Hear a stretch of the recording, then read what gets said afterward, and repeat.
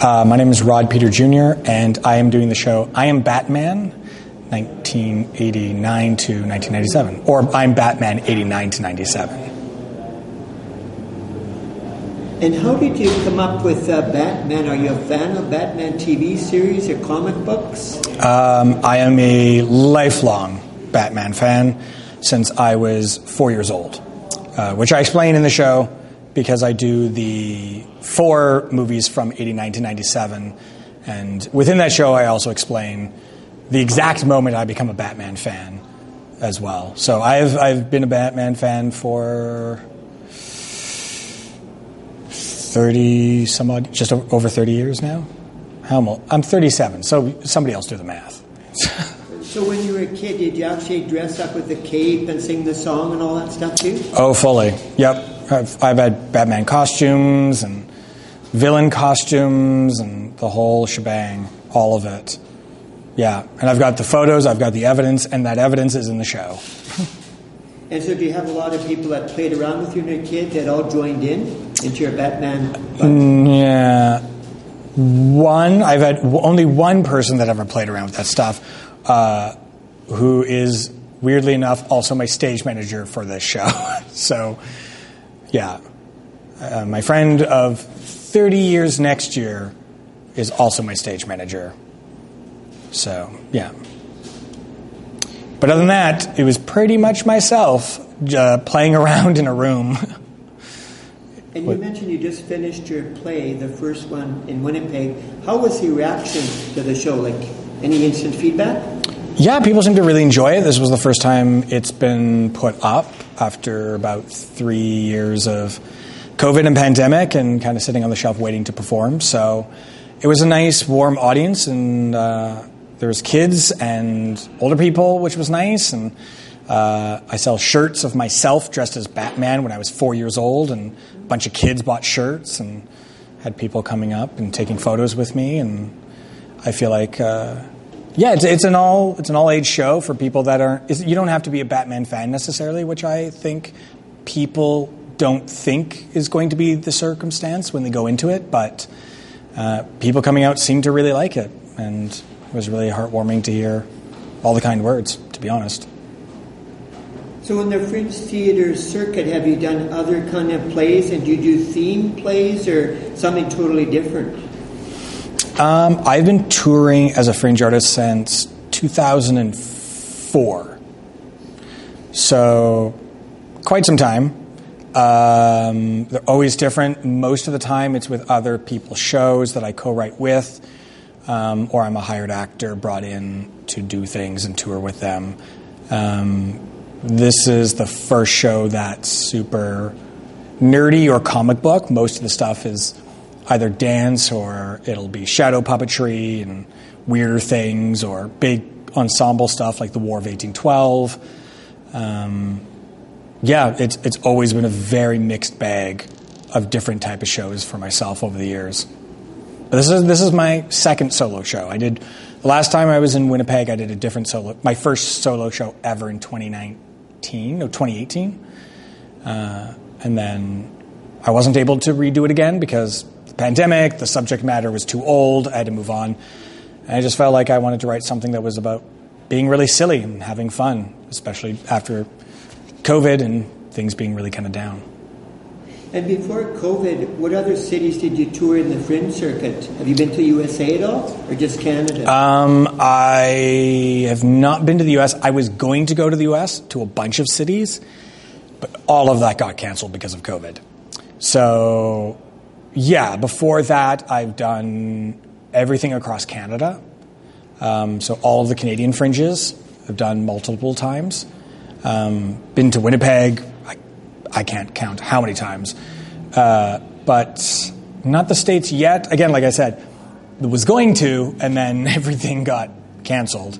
So, and then because the Fringe is a lottery, it's just you just kind of gamble on whether or not you're going to get in or not. So this year I'm very fortunate to be able to be in Winnipeg and then do Edmonton, and that'll be it for me this year.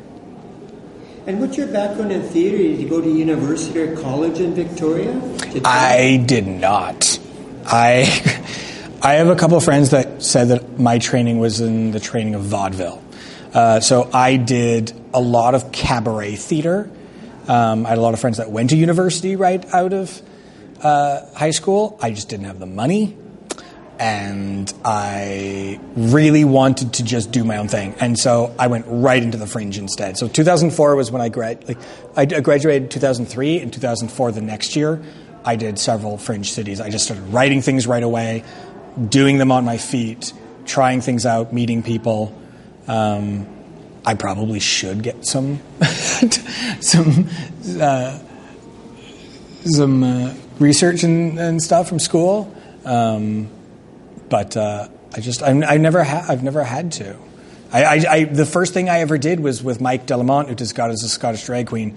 We graduated high school together, and then right away wrote a show together, and went right into the fringe. And the two of us have been separately and together doing fringes around the world, just honing our skill by meeting people and falling on our face and getting right back up and doing it again. That brings up an interesting point, because a lot of things with the fringe is establishing friendships or association with other people. You mentioned you co-wrote a play with somebody, so you enjoy doing that, like meeting people? I love it. I absolutely love it. It's probably the best thing about the fringe. I really struggle with doing solo shows because I love being on stage with people, first off. I love the energy you get with being on stage with another person. Nothing in the world is better than being on stage with another person and you just know it clicks. But then on top of that, the meeting of people that also love the same thing that you love is such a great thing, because as a theater artist, you're often touring or walking around the world kind of feeling a little alone, trying to explain yourself to people and what you do. And often when you are specifically a theater artist and not in film, but you choose to be in theater, you constantly are doing this thing where you're explaining why you've chosen to do that to everyone. So what often happens is people go, oh, have I seen you in any movie? Have I seen you in a TV show? And then you have to explain, no, my passion is this, and I make a living at this, and then they don't quite understand it. And so it is really special to be on tour, meeting people that around the world that are very similar to you. It's like being in a touring circus group of family that you only see a couple of months out of a year, and you're really tight and you really love each other and get along with each other, and you go off into your corners and you rebuild, and then you come back and you get to experience all that fun again. So tell us a little bit about the play, where it's at, where the times. Are you doing it every day from now on? I'm doing it mostly every day. I think I have 2 days off, Monday, Tuesday of this week, which I don't know those dates. I think that's 17th, 18th, I believe, are my only 2 days I don't have a show. It is at Venue 6, the Tom Henry Warehouse. So it's a nice big 250-seat venue, and I'd love people to come in to fill that venue. It would be really awesome to do that. That's a mix of times. There's like afternoon shows, late night shows. And it really is. It is a show that I do believe is not necessarily an all-family show. I'm wary of being like, oh, it's only for kids.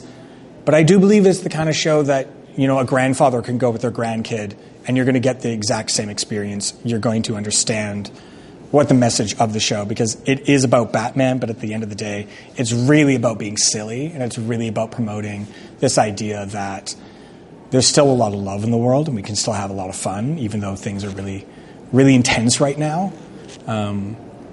That there is some stuff to still love and to enjoy. And then it's okay to enjoy that stuff at the same time. And do you have a website that people can go to about your Batman show? I don't have a website. I do have social media, so I'm on Twitter and I'm on Instagram and Facebook and all of that stuff. It's Rod Peter Jr., so RODPETERJR. It's always that. It's always Rod Peter Jr. on Twitter, Facebook, Instagram. And people can find me on there and message me, send me photos. If they see this, I always tell people, if you see the show and you want to chat, send me a message. If you have advice, if you have things you want to ask me, I'm always there. I'm always game to chat. Well, thanks very much for talking with us, and good luck on your play, and hope you enjoy our city and have fun. I love it here. Thank you. I really appreciate that. Yeah, it means a lot. Thank you.